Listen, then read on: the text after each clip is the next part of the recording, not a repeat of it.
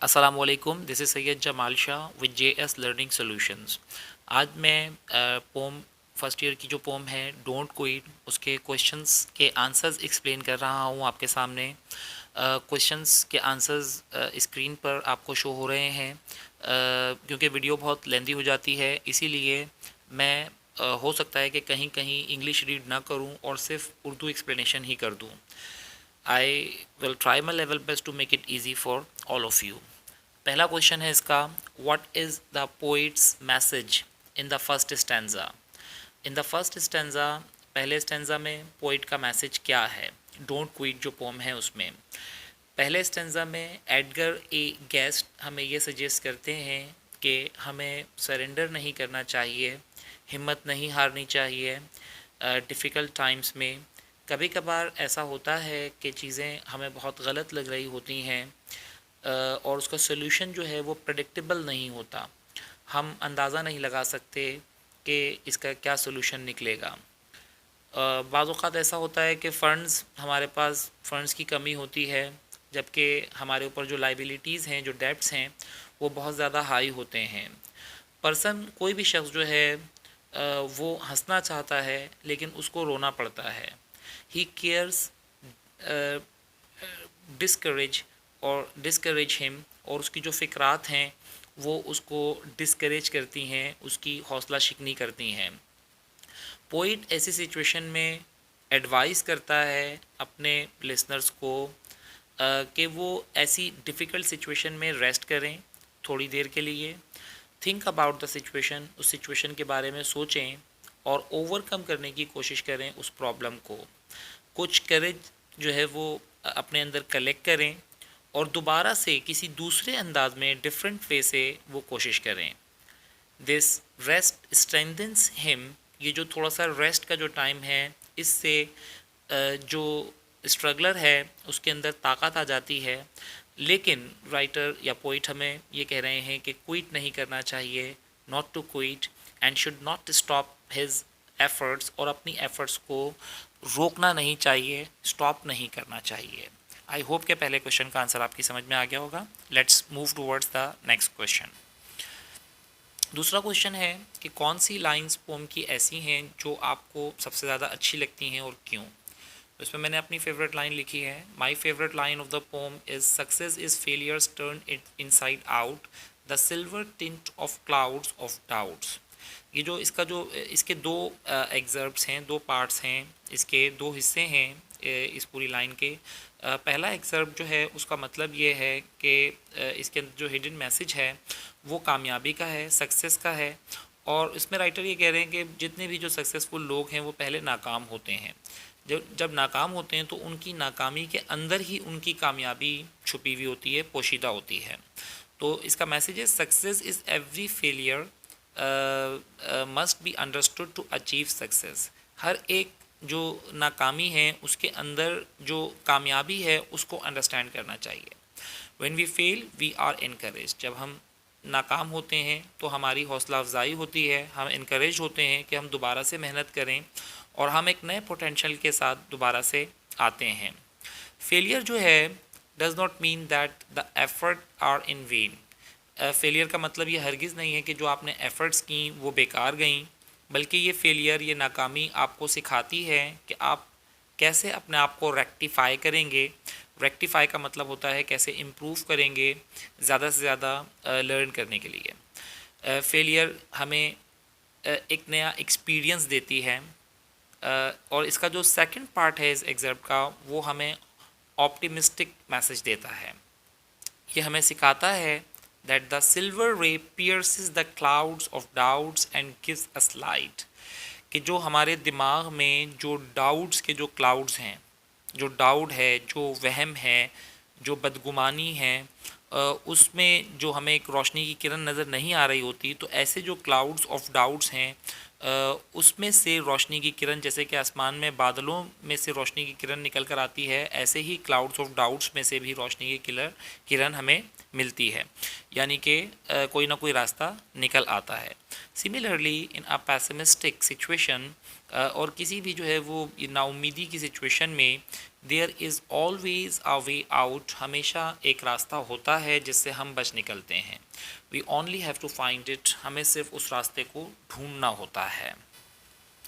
Third question है कि इस पोम का सेंट्रल आइडिया है क्या।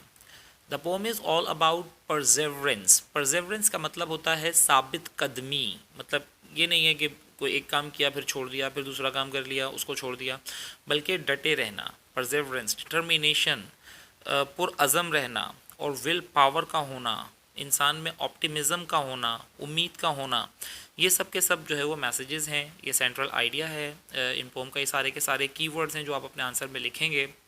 ये पोम हमें मैसेज देती है कि हमें सरेंडर नहीं करना चाहिए, गिव अप नहीं करना चाहिए डिफ़िकल्ट टाइम्स में ज़िंदगी के, स्पेशली उस वक्त कि जब सारी की सारी चीज़ें आपके अगेंस्ट हों, तो हमें एक चट्टान की तरह खड़े होना चाहिए अपने गोल को अचीव करने के लिए। हमें समटाइम्स ऐसा होता है कि लहरों के साथ तो सभी तैर रहे होते हैं, कभी हमें लहरों के अगेंस्ट भी तैरना पड़ता है, जब बहुत सारे लोग आपके ख़िलाफ़ होते हैं और आपको उन तमाम लोगों के साथ साइमल्टेनियसली फ़ाइट करनी होती है अपने आप को प्रूव करने के लिए। ये पोम हमें इनकरेज करती है कि अभी भी जो है वो ये हर फेलियर में, हर नाकामी में जो है वो कामयाबी का बीज होता है, हर नाकामी के बाद आप कामयाब होते हैं। And that is why one must not quit, और इसी वजह से किसी भी शख्स को हिम्मत नहीं हारनी चाहिए। नेक्स्ट क्वेश्चन है कि अब इस पोम में से सिमिलीज, मेटाफर और एलिट्रेशन की एग्जांपल्स निकालिए। तो सबसे पहले समझ लीजिए कि सिमिली और मेटाफर कंपैरिजन के लिए यूज़ होते हैं। सिमिली एक ऐसा कंपैरिजन होता है जिसमें लाइक और एज जैसे वर्ड्स यूज़ होते हैं, जबकि मेटाफर जो है वो बग़ैर लाइक और एज के वर्ड्स यूज़ किए हुए जो कंपैरिजन होता है वो मेटाफर कहलाता है। एलिट्रेशन कहलाता है रिपीटिशन ऑफ साउंड्स, ठीक है। तो अब इसमें सिमिली की जो एग्जांपल निकाली है वो ये है, व्हेन थिंग्स गो रॉन्ग, जब चीज़ें गलत होती हैं, as they sometimes will. So as यहाँ पर कंपैरिजन में एज आ रहा है, तो एज। अब नेक्स्ट लाइन में as every one of us sometimes learns, okay.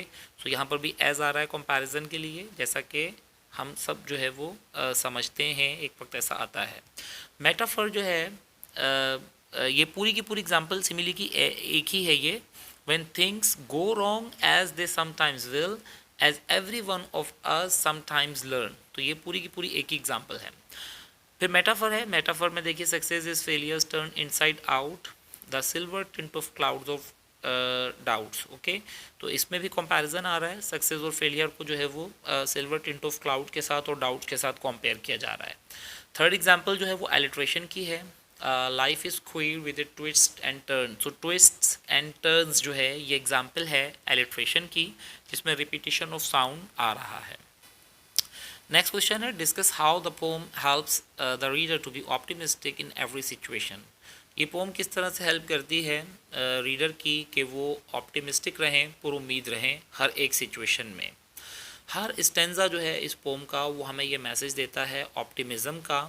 ये हमें सिखाता है कि किस तरह हमें ट्रजिंग का मतलब होता है मुश्किल से चलना, जो अपहिल रोड होता है, जहाँ पर नशेब व फराज होते हैं, ऊंच नीच होती है, रोड जो है वो स्मूथ नहीं होता, ऐसे मुश्किल रास्ते पर चलने को ट्रजिंग कहते हैं, कि हमें उस रास्ते पर चलना होता है बाज़ औक़ात अपनी तमाम कोशिशों के साथ।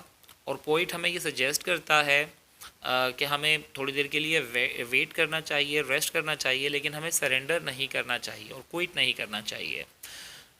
पोइट हमें ये होप का मैसेज देता है कि हमें पुरुमीद रहना चाहिए। हो सकता है कि हमारा गोल हमारे बहुत करीब हो, और हमें फॉल्टर या फेंट नहीं होना चाहिए। फॉल्टर का मतलब होता है डगबगाना, और फेंट का मतलब होता है कमज़ोर पड़ जाना, वैसे बेहोशी के लिए भी इस्तेमाल करते हैं।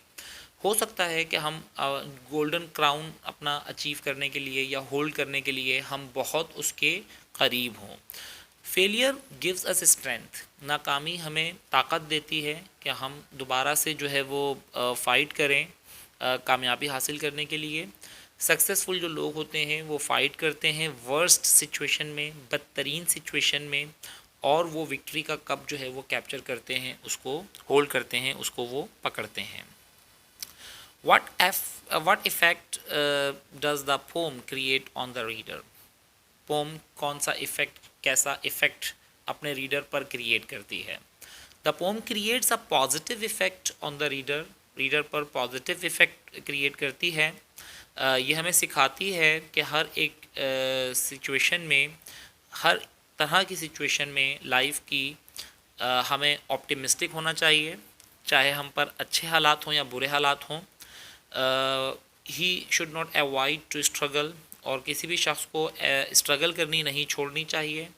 हमें स्ट्रगल और कोशिश करनी चाहिए और डिफरेंट वेज से करनी चाहिए। अगर एक अगर तरीके से अगर सक्सेसफुल नहीं हो रहा एक तरीका, तो हमें दूसरे तरीके अडॉप्ट करने चाहिए। Reader takes a lesson of perseverance, इससे रीडर जो है वो परसेवरेंस का, साबित कदमी का लेसन ले सकता है। ऑप्टिमिज़म का मीन्स होपफुलनेस का लेसन ले सकता है, विल पावर का लेसन ले सकता है। ये पोम जो है हमें इनकरेज करती है अपने रीडर को कि वो गिव अप ना करें किसी भी मुश्किल सिचुएशन में, चाहे वक्त उसके अगेंस्ट क्यों ना हो। जब रीडर ये लेसन लर्न करता है तो वो क्विट नहीं करता और वो मेहनत करता रहता है उस वक्त तक कि जब तक कि वो कामयाब ना हो जाए। 7 क्वेश्चन है, what is the message of the pome? इस पोम का मैसेज क्या है? तो इस पोम का जो मैसेज है वही सेम बातें इसमें भी रिपीट होंगी कि डिटर्मिनेशन का, कि पुरज़म रहें, परसेवरेंस का लेसन इससे मिलता है, साबित कदम रहें, ऑप्टिमिज़म का यानी कि पॉजिटिव रहें और पुरुमीद रहें, और विल पावर का कि मेहनत करते रहें। ये पोम हमें सिखाती है कि हमें बैड टाइम्स में भी गिव अप नहीं करना चाहिए, और डिफ़िकल्ट टाइम में किसी भी शख्स को ये पोम सजेस्ट करती है कि वो थोड़ी देर रेस्ट कर लें थोड़ी वक्त के लिए, और फिर जो है वो एक नए अज़म के साथ डिफरेंट वे से जो है वो उसी चीज़ को ट्राई करें, लेकिन वो क्विट ना करें। ये एडगर एक गेस्ट हमें सजेस्ट करते हैं। ये पोम हमें टीच करती है कि हमें किस तरह से जो ज़िंदगी के ट्विस्ट एंड टर्न्स हैं, पेचो खम हैं, मुश्किल रास्ते हैं लाइफ के, और हमें उसे कैसे अचीव करना है उन सब चीज़ों को। और ये हमें पोम बताती है, लेसन देती है कि फेलियर जो है उसमें ही कामयाबी होती है। द पर्सन शुड नॉट फेंट, किसी भी शख्स को कमज़ोर नहीं पड़ना चाहिए और ना ही फॉल्टर, डगमगाना चाहिए एक लंबी स्ट्रगल के बाद, क्योंकि उसकी डेस्टिनी जो है वो अब करीब है। एक लंबी स्ट्रगल करने के बाद अब उसकी मंजिल करीब होती है। Successful people do not get success in single attempt, कामयाब जितने भी जो लोग हुए हैं सिंगल अटैम्प्ट में आज तक कभी भी कोई भी कामयाब नहीं हुआ। हर एक बंदे को बार बार कोशिश करनी पड़ती है। जितने भी बड़े बड़े काम लोगों ने किए वो आज तक कभी भी सिंगल अटैम्प्ट में कामयाब नहीं हुए, लेकिन उन्होंने मेहनत की जिसकी वजह से वो कामयाब हुए। So but they keep trying until they get success, उनको मेहनत करते रहना चाहिए जब तक कि वो कामयाब ना हो जाएं। क्वेश्चन नंबर 8 है, why does the poet term life queer with it twists and turns? Okay, poet जो है वो ऐसे क्यों कहता है कि ज़िंदगी जो है वो बड़ी अजीब है, क्वीर है अपने पेचो खम के साथ। Life is queer with its twist and turns, ज़िंदगी अपने पेचो खम के साथ बहुत अजीब है। इस बात से पोइट का मतलब ये है, ये लाइन जो है वो बताती है कि लाइफ आसान नहीं है, ये फुल ऑफ कॉम्प्लिकेशंस, इसमें कॉम्प्लिकेशंस भी हैं, डिफ़िकल्टीज़ भी हैं। लाइफ आपकी अनप्रेडिक्टेबल है, हमें नहीं पता कि कल क्या होने वाला है, परसों क्या होगा, इवन आफ्टर 5 मिनट्स क्या होगा, we don't know about that. तो अनप्रेडिक्टेबल है, हम प्रेडिक्ट नहीं कर सकते अपने आने वाले वक्त को या लाइफ के डिफ़िकल्ट टाइम को या लाइफ में आने वाली खुशियों को। It may bring good and bad things in upcoming time, इसमें अच्छी भी चीज़ें आ सकती हैं लाइफ में, बुरी चीज़ें भी आ सकती हैं। The life is not like a bed of roses, फूलों की सेज की मानिंद ज़िंदगी नहीं होती। We have to work hard, बल्कि हमें फूलों की सेज की मानंद इस ज़िंदगी को बनाना होता है, मेहनत करके, स्ट्रगल करके, डिफ़िकल्टीज़ का सामना करके और हर बुरी सिचुएशन का सामना करके। The journey of life is full of adventures, पूरी एडवेंचर से भरी हुई है ये ज़िंदगी, इवेंट से भरी हुई है, डिस्कवरी से भरी हुई है, सरप्राइजेस से भरी हुई है, सक्सेस एंड फेलियर्स, कामयाबी और नाकामियों से भरी हुई है। हमें अपने आप को स्ट्रॉन्ग करना है और अपने आप को रेडी रखना है हर तरह की सिचुएशन के लिए, चाहे वो अच्छी हो या बुरी हो। क्वेश्चन नंबर 9 है, what is the benefit of not quitting as suggested in the poem. Benefits क्या हैं हिम्मत ना हारने के, जैसा कि इस पोम में बताया है राइटर ने। बेनिफिट ये हैं, अगर आप क्विट नहीं करते तो पोइट ने ये लिखा, पेन मीन्स पोइट ने लिखा इस पोम में, अगर आप क्विट नहीं करते तो कामयाबी आपको लाजमी मिलेगी, कंफर्म सक्सेस आपको मिलेगी। If one does not quit and keep trying, अगर कोई भी शख्स हिम्मत नहीं हारता और वो मेहनत करता ही रहता है, must reach to its destination, तो वो अपनी मंजिल तक ज़रूर पहुंचता है और वो अपने गोल को अचीव करता है। मज़ीद ये कि कोई भी शख्स जो है वो लेसन सीखता है हार्ड वर्क का, कामयाब अगर वक्ती तौर पर नहीं भी होता तो हार्ड वर्किंग का लेसन उसको मिलता है। वो डिटर्मिंड हो जाता है और वो परसेवरेंट होता है, पुरअज़म और साबित कदम हो जाता है।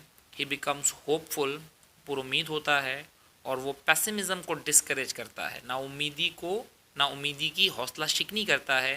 ही बिकम्स कॉन्फिडेंट, और वो बहुत ज़्यादा पुरएतमाद हो जाता है जो भी वो करता है उस पर। आई होप कि मैंने इसे आसान कर दिया होगा इन सारे क्वेश्चंस के आंसर्स को, और मैंने कहीं कहीं इंग्लिश रीड की, कहीं कहीं सिर्फ मैंने इसका ट्रांसलेशन किया, क्योंकि इंग्लिश आपके सामने लिखी हुई थी। बहुत लेंदी हो जाती है वीडियो इसी वजह से। आई होप आपको ये वीडियो अच्छी लगी होगी और ये हेल्पफुल रहेगी आपके एग्ज़ाम्स में। Take a good care of your self, दुआओं में याद रखिएगा। अल्लाह हाफ़िज़।